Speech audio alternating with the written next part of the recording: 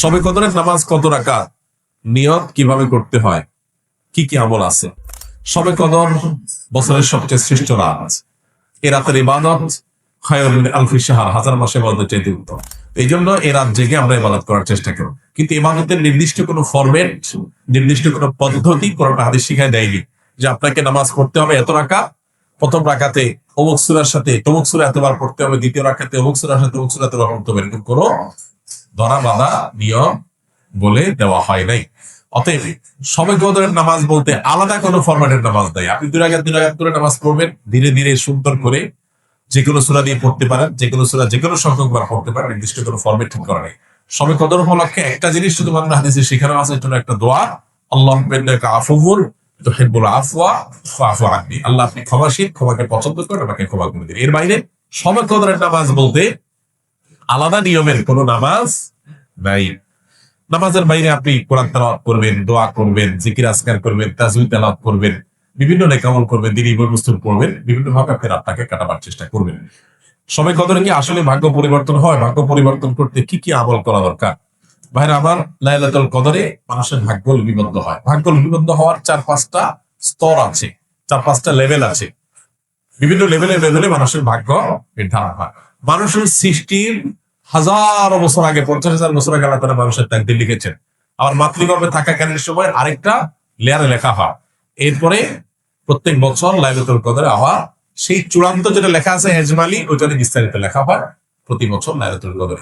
কোরআনে কারিমে সূরা দুখানে আল্লাহ বলেছেন, ইন্না আনজালনাহু ফী লাইলাতিন মুবারাকাহ ইন্না কুন্না মুনজিরিন ফীহা ইফরাহু কুল্লু আমরিন হাকীম। আল্লাহ বলেছেন, আমি এই কোরআনকে নাজিল করেছি বরকতময় রাতে। কোরআন কোন রাতে নাজিল হয়েছে? শবে বরাতে না শবে কদরে? শবে কদরে। সেই রাতে এসে আল্লাহ বলছেন ফিহা, অর্থাৎ সেই বরকতময় রাতেই ইউফরাকু কুল্লু আমরিন হাকীম, সব গুরুত্বপূর্ণ বিষয়গুলোকে আল্লাহ তাআলা ধার্য করেন। এখান থেকে বোঝা যায় লাইলাতুল কদরে সর্বমোট মানুষের ভাগ্য নির্ধারণ। এখন কদরে ভাগ্যের জন্য, ভালো নির্ধারণের জন্য কি করার আছে?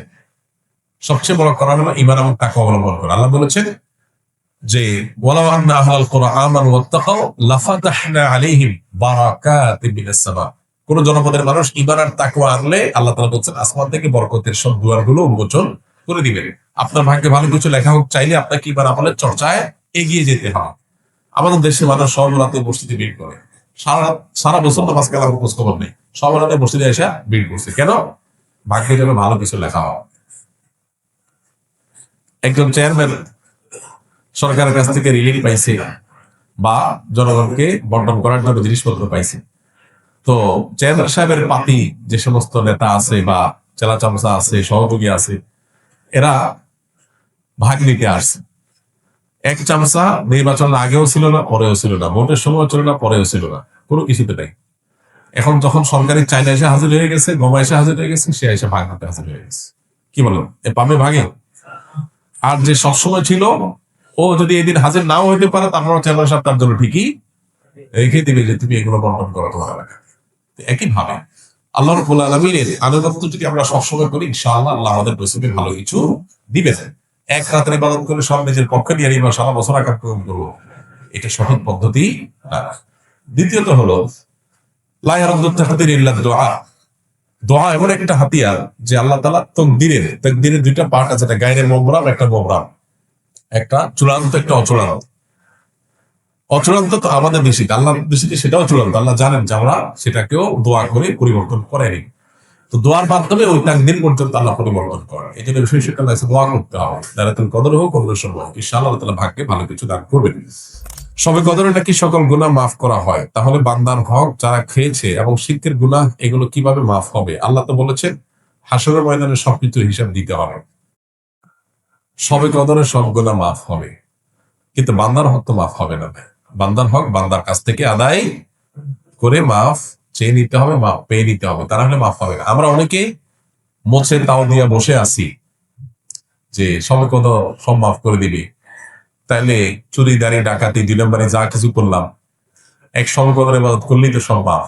দেখুন, ইসলামের সাথে অন্য সব ধর্মের এখানে একটা মৌলিক পার্থক্য। খোদ ইয়াহুদিরা, আল্লাহ কোরআনে তাদের সম্পর্কে বলেছেন, ইয়াহুদিরা বলে লান তামাসসানান নারু ইল্লা আইয়ামা মাদুদা। তারা বলে আমাদেরকে আগুনে জাহান্নামে কয়েকদিন থাকা লাগে, এরপর আমরা জানাত, তাহলে আর অপরাধ না করার কারণ নাই তো, তাহলে অপরাধ না করে থাকতে কি দুঃখ, অল্প কাজে থাকা লাগাম, অনন্তকাল আপনার জান্নাত অটোমেটিক আমাদের গ্রান্টেড। এই জন্য তাদের অপরাধ থেকে বাঁচার কোনো গরজ নাই। খ্রিস্টানরা মনে করে ঈসা আলাইহিস সালাম তিনি শুলেন চড়ে, যদিও তিনি শুলে চড়েন নাই কোরআনের বর্ণনা অনুযায়ী, তিনি আত্মাহুতি দিয়ে আত্মত্যাগ করে আমাদের সমস্ত পাপের দায় তিনি নিয়ে নিছেন। এটা কারা মনে করে? খ্রিস্টানরা। যেহেতু আমাদের সমস্ত পাপের দায় উনি নিয়ে নিছেন, অতএব আল্লাহ আমাদের আর কিছু করবে না, আমাদের পক্ষ থেকে আমাদের নবী নিয়ে নিছে সব। এই জন্য তাদেরও কোনো পাপ না করার ব্যাপারে কোনো গরজ। ইসলাম এমন এক দিন, যে দিন বারবার করে কোরআনের পাতায় পাতায় বলেছে ওয়া আল্লাহ তাজিরু ওয়াজিরাতুন বিজরা উখরা, কারোর পাপের বোঝা আর কেউ বহন করতে পারবে না, কোনো অপশন নাই। তুমি পাপ করছো, তোমাকে পেতে হবে। এই জন্য একজন ইমানদার পাপ করলে সেটার প্রায়শ্চিত্ত করতে হবে। আপনি পাপ করবেন, অন্যের হক নষ্ট করবেন, আর সমকদরে আপনাদের মাফ করে দিবে। জি না, সমকদরে আপনার ছোটখাটো গুনাহগুলো মাফ করে দিবে, কিন্তু আল্লাহর কাছ থেকে বান্দার হক নিয়ে মাফ পাইতে হলে তারটা তাকে ফেরত দিতে হবে, তার কাছে মাফ চেয়ে দিতে হবে, তারপর আল্লাহ তাআলা মাফ করবেন। অতএব এই বিষয়ে যেন আমাদের ঘাটতি না থাকে। আল্লাহ তাআলার 99 নাম মুখস্থ করার ফজিলত কি? আল্লাহ রাব্বুল আলামিনের 99 নাম এ সম্পর্কে হাদিসে আসছে, নবী সাল্লাল্লাহু আলাইহি ওয়াসাল্লাম বলেছেন ইন্না লিল্লাহি তিসআতাসিনা ইসমা, যে আল্লাহ তাআলার 99টি নাম আছে, যে ব্যক্তি এগুলোকে হেফাজত করবে, সংরক্ষণ করবে, মুখস্থ করবে, এই ব্যক্তি জান্নাতে প্রবেশ করবে। এখানে মুখস্থ করা বলতে নামগুলো মুখস্থ করা, সেগুলোর অর্থ বোঝা, সেগুলোর প্রতি বিশ্বাস করা। আল্লাহ তাআলার গুণবাচক নাম আলিম, আল্লাহ সবকিছু জানেন, অতএব এটা আমি বিশ্বাস করবো যে আল্লাহর কাছে অজানা কিছু নেই। আল্লাহ তাআলার গুণবাচক নামের মধ্যে একটা আছে কাদির, আল্লাহ সবকিছু করতে সক্ষম, আল্লাহর কাছে অপারগতা বলতে কিছু নেই। আল্লাহ তাআলা বাসীর, তিনি সবকিছু দেখেন, সম্পদদ্রষ্টা, অতএব তার কাছে লুকাবার কোন সুযোগ নেই। এইভাবে আল্লাহ নামের প্রত্যেকটার অর্থ বুঝে বুঝে আপনি সেটা অর্থে বিশ্বাস করলেন, এটাই হলো প্রকৃত অর্থে সংরক্ষণ। এইভাবে আপনি যে সংরক্ষণ করেন, ইনশাআল্লাহ এটা জান্নাতে যাওয়ার কারণ হবে। আমাদের দেশে অনেকে আল্লাহ 99 নাম, এটা অমুক নাম এতবার জপলে এই কাজ লাভ হয়, অমুক নামটা এতবার বললে বা জিকির করলে এই মনের মাকসাদটা, উদ্দেশ্যটা হাসিল হয়, এই জাতীয় নানা রকমের কথা আমাদের সমাজে প্রচলিত আছে। এগুলো তাজরিবা দ্বারায়, অভিজ্ঞতা দ্বারায় কোন আলেম, কোন দিনদার মানুষ এরকম কাজে পেতে পারে, কিন্তু কোরআন হাদিসে কোথাও আল্লাহর কোন গুণবাচক নাম নির্দিষ্ট সংখ্যক বা জপার কোন নির্দেশ আমাদেরকে দেওয়া হয়নি। তাহলে কিসের নির্দেশ দেওয়া হয়েছে? আল্লাহর গুণবাচক নামগুলোর অর্থ বুঝে সেটার প্রতি বিশ্বাস মনে প্রাণে স্থাপন করা। এটা তাওহীদের গুরুত্বপূর্ণ একটা পার্ট, যেটা আমাদের অনেকেরই এখনো নেওয়া হয়নি। আমরা অনেকেই নিজেকে মুসলমান দাবি করি, আল্লাহর গুণবাচক নামের অনেক নাম আছে যেগুলো আমরা হয়তো শুনি না, জানি না, এবং সেটার অর্থ বুঝে যে মনে বিশ্বাস করবো, জানি না বিশ্বাস করতে থেকে আসে। তো এই জন্য আল্লাহর গুণবাচক নামগুলো আমাদের জানা দরকার, বোঝা দরকার, বিশ্বাস করা দরকার। শবে কদর পাওয়ার সহজ উপায় কি? শবে কদরের রাত যেহেতু একেবারেই চূড়ান্ত ভাবে ফিক্সড কোন রাত নয়, সেজন্য শবে কদর পাওয়ার উপায় হলো রমজানের শেষ দশকের প্রত্যেকটা রাতে ইবাদত করা। প্রত্যেকটা রাতে ইবাদত করার যদি সুযোগ না হয়, তাহলে কমপক্ষে বেজোড় রাতগুলোতে ইবাদত করা। নবী সাল্লাল্লাহু আলাইহি ওয়াসাল্লাম বলেছেন তাহাররাউ লাইলাতুল কদরি ফিল বিদরি মিনাল আশরিল আওয়াখিরি মিন রমাদান, রমজানের শেষ দশকের বেজোড় রাতগুলোতে তোমরা কদর তালাশ করবে। তার মানে এর মধ্যে যে কোনোটা হতে পারে। আল্লাহ তাআলা বিষয়টা একটু উজ্জ্বল রেখেছেন কেন? হাফেজ ইবনে হাজার আসকালানী রাহমাতুল্লাহ আলাইহি বিশ্ববিখ্যাত হাদিস ব্যাখ্যাতা, হাদিস বেত্তা, তিনি সহিহ বুখারীর বিখ্যাত গ্রন্থ, ব্যাখ্যা গ্রন্থ ফাথুল বারীতে লিখেছেন যে আল্লাহ রাব্বুল আলামিন লাইলাতুল কদর নির্দিষ্ট একটা রাতকে ফিক্সড করে না দিয়ে, এই যে শেষ দশক আবার বেজোড় রাতগুলোর মধ্যে সম্ভাবনা বেশি, এটা করেছেন যাতে করে আমরা বেশ কয়েকটা রাত ধরে ইবাদত করতে পারি। এখন মনে হতে পারে এটা তো আমাদের কষ্ট হচ্ছে, আমাদের জন্য বোঝা হলো, ফিক্সড হলো তো আমাদের জন্য সহজ হয়ে যেত। মরার পর যখন আমল নামা হাতে পাবো, তখন মনে হবে ইস, এই লাইলাতুল কদর আল্লাহ শেষ 10 রাতের মধ্যে রেখেছেন, পুরো রমজান রাখতেন তাহলে 30 রাত ধরে ইবাদত করতে পারতাম, কারণ তখন লাভটা চোখে আসবে এবং দেখা পড়বে। এই জন্য লাইলাতুল কদরের জন্য শেষ সাথে বেশি বেশি ইবাদত করতে হবে। এটা হলো লাইলাতুল কদর পাওয়ার সহজ উপায়। আরেকটা সহজ উপায় আছে, সেটা হলো ইতিকাফ, যেটা এতক্ষণ বললাম। আপনি মসজিদে যদি ইতিকাফ করেন, তাহলে লাইলাতুল কদর পাওয়াটা এমনিতেই সহজ হয়ে যাবে।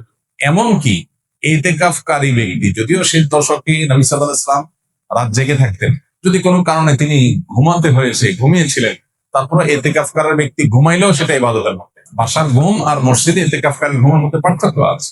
মসজিদে অবস্থানটাই ইটসেলফ একটা ইবাদত। অতএব আপনি যদি চান যে আমার লাইলাতুল কদর মিস না হোক, তাহলে তার জন্য সবচেয়ে মোক্ষম সুযোগ এবং সবচেয়ে সহজ উপায় হলো এতেকাফ করা। এতেকাফ অত্যন্ত প্রেমময় একটি ইবাদত, যেটা খুব ভেতর থেকে ফিল করা যায়, আল্লাহর সাথে একান্তে কথা বলা যায়, অনুভব হবে যে আমি আল্লাহর ঘরে আছি, আল্লাহর ঘরে হাজির হয়ে গেছি। সবাই বের হয়ে যাচ্ছে, আমি বের হচ্ছি না, কারণ আমি আল্লাহর ঘরের বন্দী, নিজেকে বন্দী করে ফেলেছি। অন্যরকম এক ফিল আসবে ইনশাআল্লাহ। রমজানে কাজা হওয়া রোজা মা বোনরা কখন রাখা সর্বোত্তম হবে? সবচেয়ে উত্তম হলো সকালের মধ্যে রেখে ফেলা, যত আগে রাখা যায়। যদি সেটা না রাখা যায়, পরবর্তী রোজার আগে আগে রেখে ফেলা উচিত। আয়েশা রাদিয়াল্লাহু তাআলা আনহা তার ভাঙতি যে রোজাগুলো হতো সেগুলো তিনি পরবর্তী রমজানের আগে শাবান মাসে রেখে ফেলতেন। তিনি এর মধ্যে রাখতে পারতেন না কেন? কারণ নবী সাল্লাল্লাহু আলাইহি ওয়াসাল্লাম তার সাথেই থাকতেন, এবং নবী সাল্লাল্লাহু আলাইহি ওয়াসাল্লাম সাথে থাকার কারণে, স্বামীর সাথে থাকার কারণে স্বামীর হাজত বা প্রয়োজনকে মাথায় রেখে রোজা রাখতে সুযোগ পেতেন কম। এদিকে শাবান মাসে নবী বেশি বেশি নফল রোজা রাখতেন, ওই সুযোগে তিনি তার রোজাগুলো রেখে ফেলতেন। এই জন্য শেষ সময় হলো পরবর্তী রমজান আগে। কোনো কারণে যদি সেটাও কেউ না পারে, তারপরে রাখলেও আদায় হয়ে যাবে। রোজা রেখে কোন আমলগুলো করলে সওয়াব সবচেয়ে বেশি? রোজা রেখে সবচেয়ে গুরুত্বের সাথে যে বিষয়টা খেয়াল করা দরকার, সেটা হলো সকল প্রকার গুনাহ থেকে বেঁচে থাকা। সকল প্রকার গুনাহ থেকে বেঁচে থাকা। আমি রোজা আছি, আমি গীবত করবো না, আমি রোজা আছি ঝগড়া করবো না, আমি রোজা আছি গালমন্দ করবো না, আমি রোজা আছি মিথ্যা কথা বলবো না, আমি রোজা আছি হারাম কোনো জিনিস ফেসবুকে, ইউটিউবে, মোবাইলের বাইরে, অফলাইনে, অনলাইনে কোনোভাবেই দেখবো না। এই জিনিসটা হলো রোজার মধ্যে সবচেয়ে গুরুত্বের সাথে আমাদের করা দরকার। আমরা বেশিরভাগ মানুষ নফল আমল করি, ফরজের খবর নেই। আমরা কোরআন তেলাওয়াত করি, আমরা ওয়াজ শুনি, আমরা জিকির আজকার করি, কিন্তু আমি মোবাইলে খারাপ জিনিস দেখি, ভিডিও দেখি, মিউজিক শুনি, ইচ্ছা অনিচ্ছায় আমার জ্ঞাতসারে গুনাহ করি, তাহলে আমার রোজা পুরো ফজিলতটা নষ্ট হয়ে যায়। নবী সাল্লাল্লাহু আলাইহি ওয়াসাল্লাম বলেছেন, রুব্বা সাইমিন লাইসা লাহু মিন সিয়ামিহি ইল্লাল জু', বহু রোজাদার আছে রোজা থেকে উপোস থাকা ছাড়া তার কোনো উপকার হয় না।